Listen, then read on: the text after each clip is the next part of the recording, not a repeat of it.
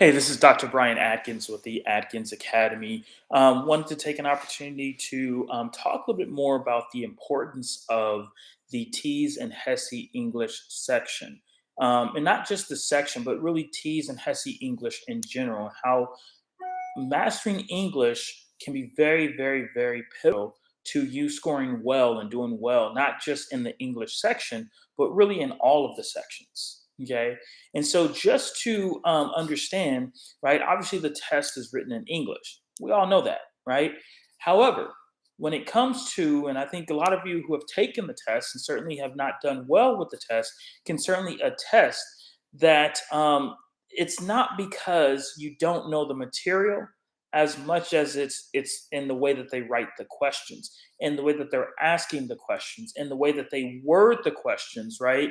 And so it's like, okay, what are they asking for? How am I supposed to answer this? What is it that they're really getting at with this question, right?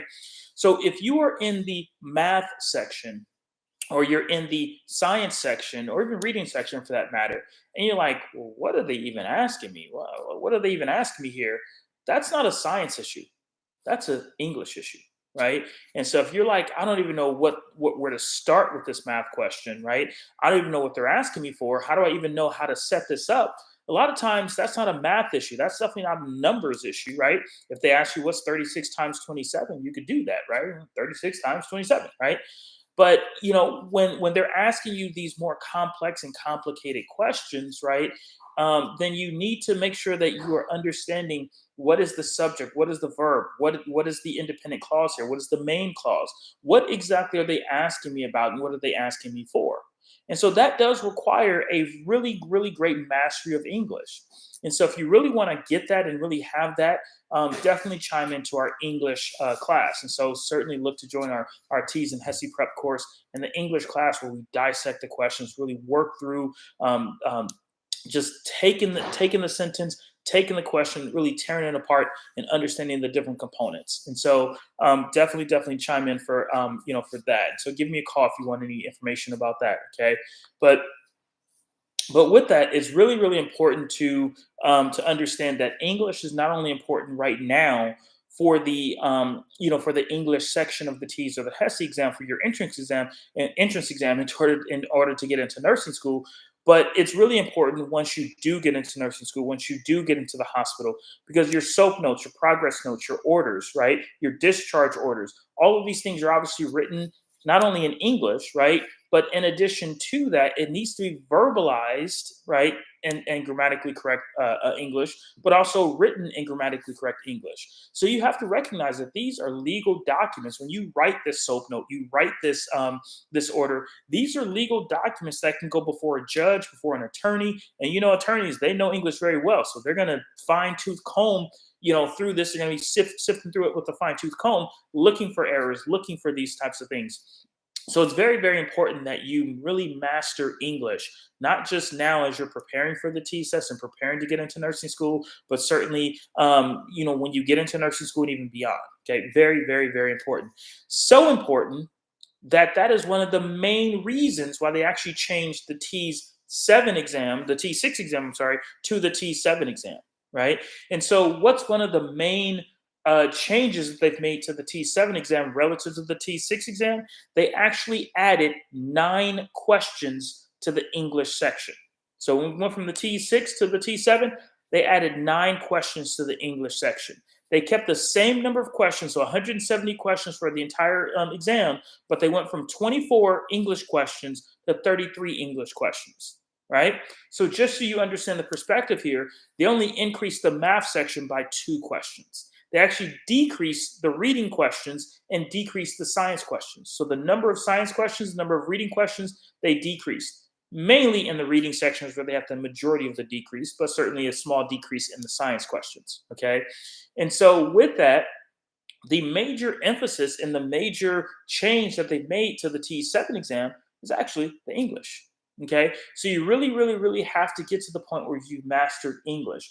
And if you don't know and you don't understand how to pick apart the sentences and be able to identify your independent clause, your dependent clause, your non-essential clause, right? Your modifying clause, right? What is your main clause, right? What is, like I said, your dependent clause? Okay, being able to identify your verb, your adjective, your pronouns, your proper nouns, right? And so understanding things like subject verb agreement or pronoun antecedent agreement or misplaced modifiers, dangler modifiers.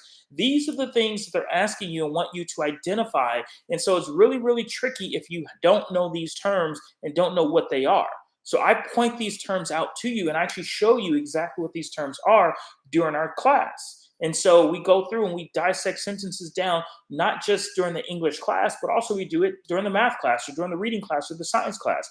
Because at the end of the day, if you can actually master English, then you actually don't need to know a whole lot about science or a whole lot about math. You can actually answer a lot of those questions by just recognizing how is it that they're wording the question.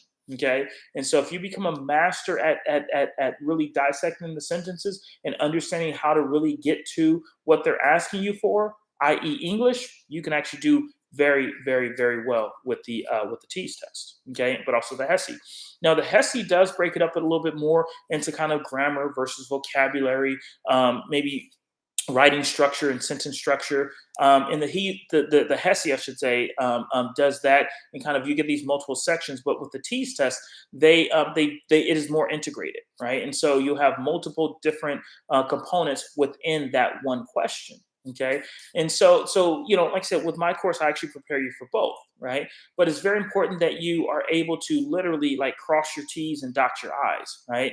And so is it ITS? Is it IT apostrophe S? Is it ITS apostrophe? Or is it THERIS apostrophe? So which one are you going to use and when, under which circumstances? So those are some things we talk about. Are you going to use the comma or not use the comma? Or the semicolon? Or the colon or the dash or the hyphen, right? And so these are some of those punctuation marks that you really need to know exactly how to use them and when to use them. And that's a lot of what we talk about during our English class, but really through all of the classes, right? So I try and point it out during all of the classes how to really look at these sentences and really break them down and dissect them down.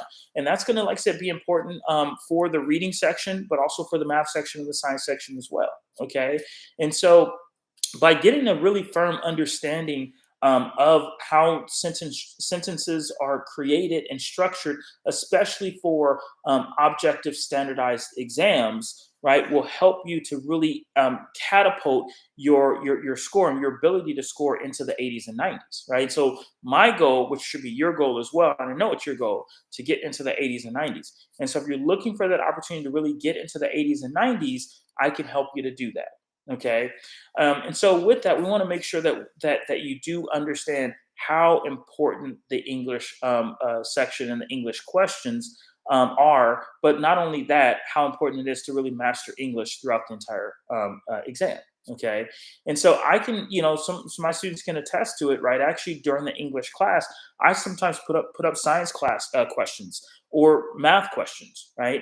And then I ask the students, well, which of the following, so you have this 15, 20 word sentence, right? And I ask them, which of the following, or which term within the sentence, I should say, within the question here, is your independent clause? Or which of the following terms here, I should say, is your subject? What's the subject of the sentence? So a lot of my students will say that all the time. Will hear me say that all the time, I should say. And that is, what is the subject of the sentence? Okay. And so you'd be surprised. A lot of times I get 4, 5, 6 different answers for what is the subject of the sentence, right? And so that means that, it's a really great question because it's confusing a lot of people, right? Then I say, okay, well, what's the verb in the sentence, right? And I get 3 or 4 other answers, right? And so with that, here's what I've noticed is that when it comes to those answer choices, right, those answer choices will be very much so dependent upon what you think the subject of the sentence is. And so if you think the subject is this word, right, then that may not actually be you may not actually get to the correct answer, right?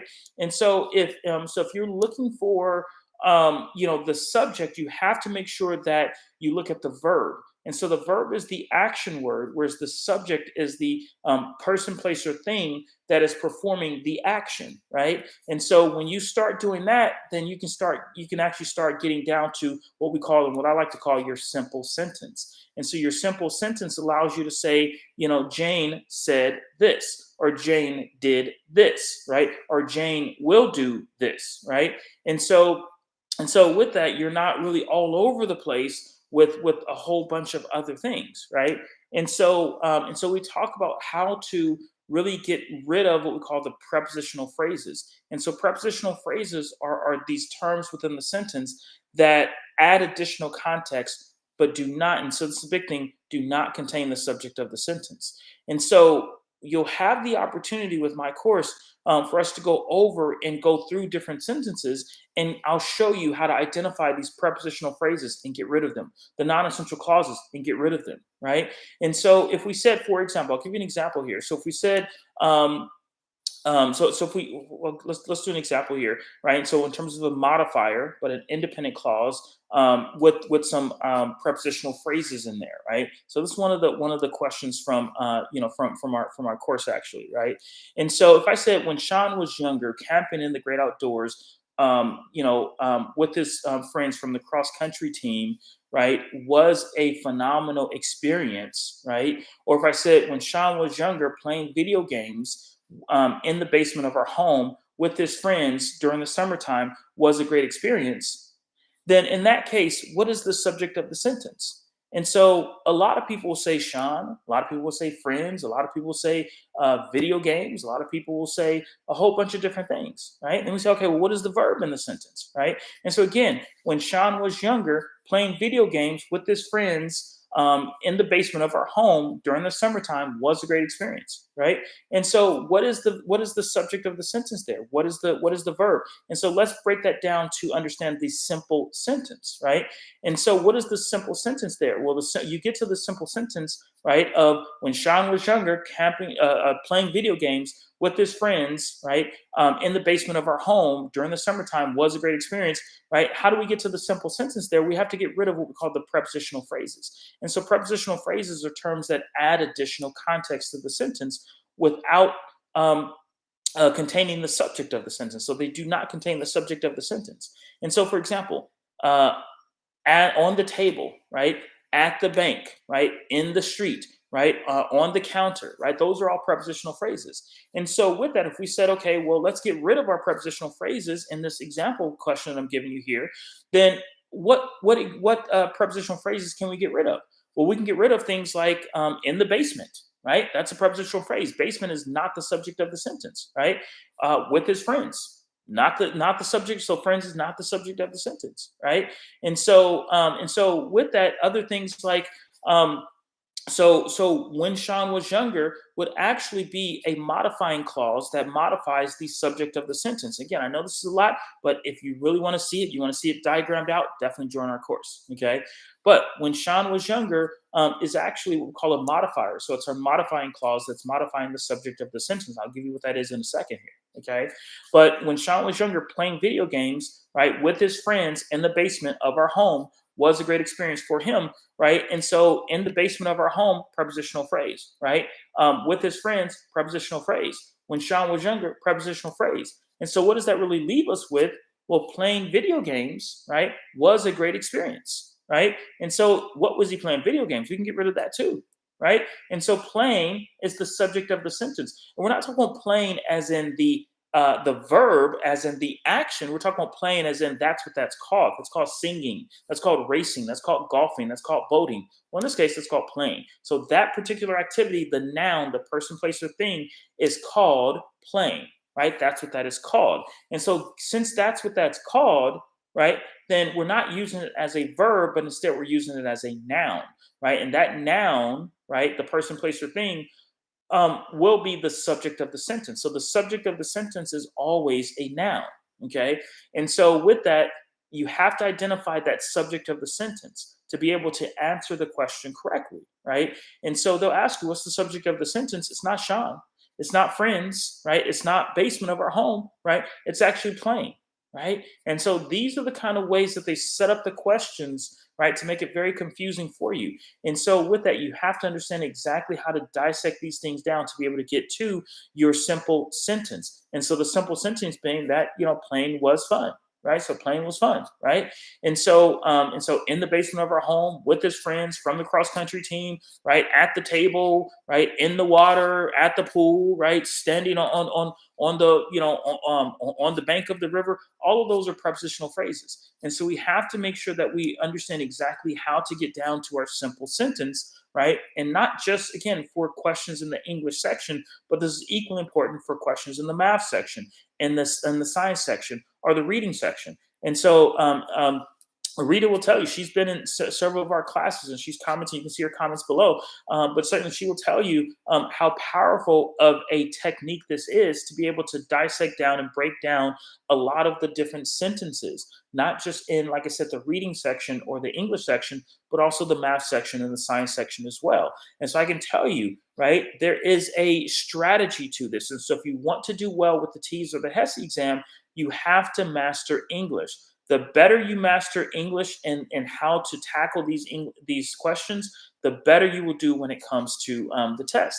And so the better you'll understand how to tackle the questions, but also how to eliminate answer choices, right? I even show you in the reading section how to use English to just totally annihilate answer choices that can never be correct, right? And so I'll show you how to do that. And by doing that, I'll show you how to answer some of those passage questions without ever even reading the passage, just by understanding the box that you're supposed to be thinking within, right? And so at the end of the day, it is a standardized exam.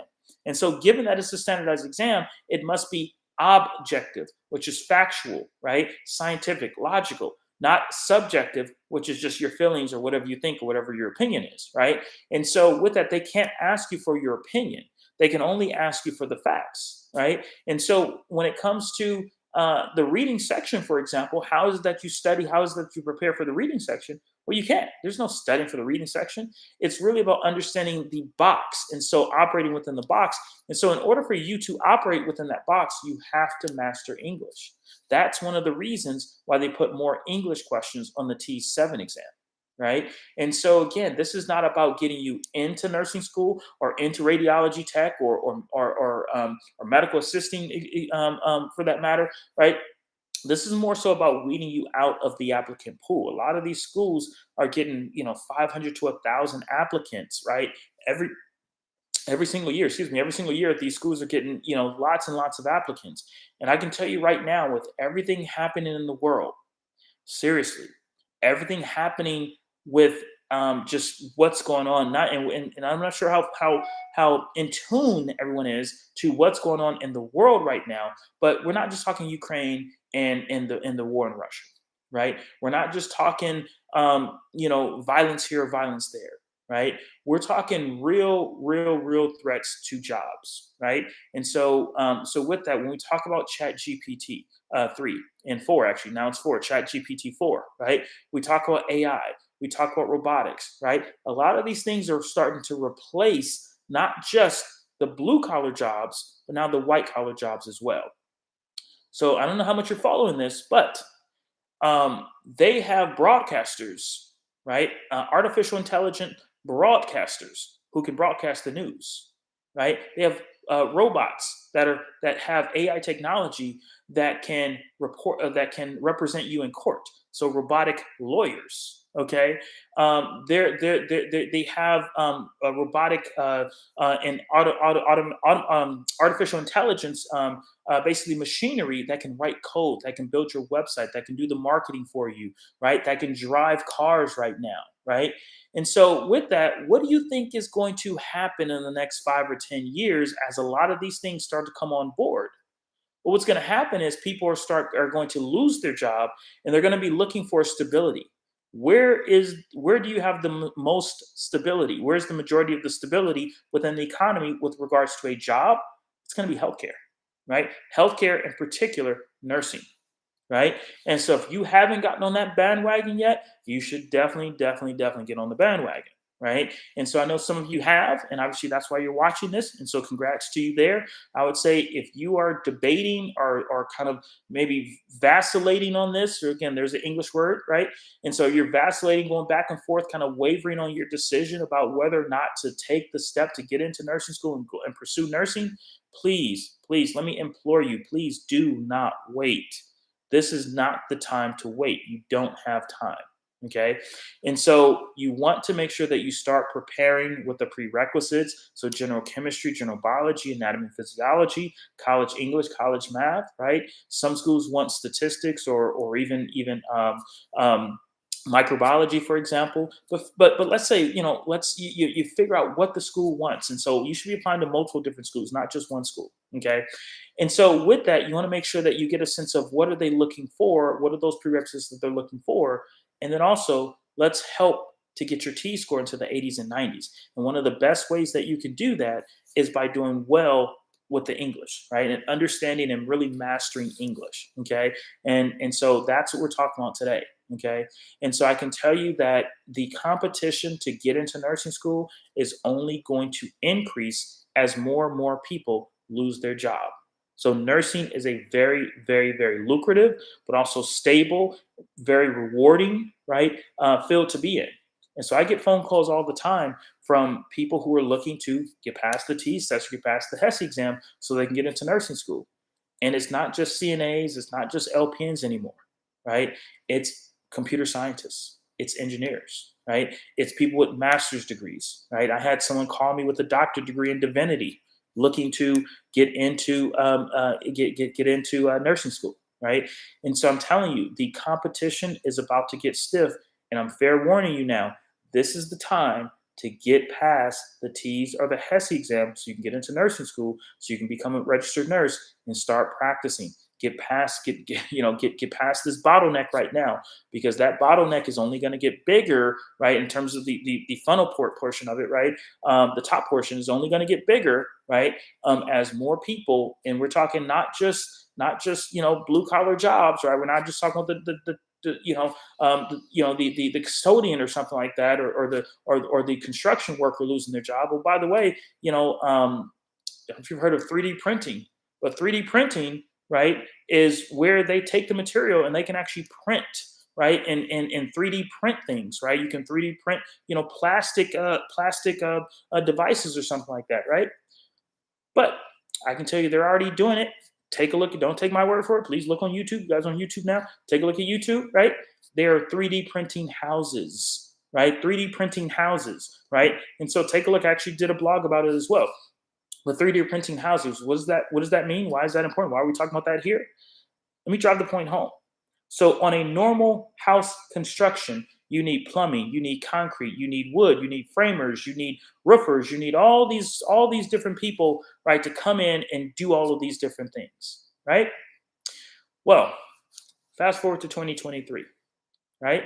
So instead of needing 100 or 200 people on this one job, they're 3D printing houses, and you only need 4 to 5 people. 4 to 5 people, as the 3D printing of the house just goes around, prints the house, prints the concrete. So it's actually dropping concrete, right? And just basically dropping concrete. You don't believe me? Go look it up, right? So 3D printing houses, they're doing this in Texas right now. They can have a house done in 2 weeks. 2 weeks. No framers, no concrete people, right? No roofing people, right? 2 weeks, they can have a house done, right? And so with 4 or 5 people. Okay. And so if that is not alarming to you, if that's not a wake up call to you to get on the ball and start getting into nursing, because nursing is something that they can't replace, right? AI cannot replace the human hand, the human touch, right? The human care, right?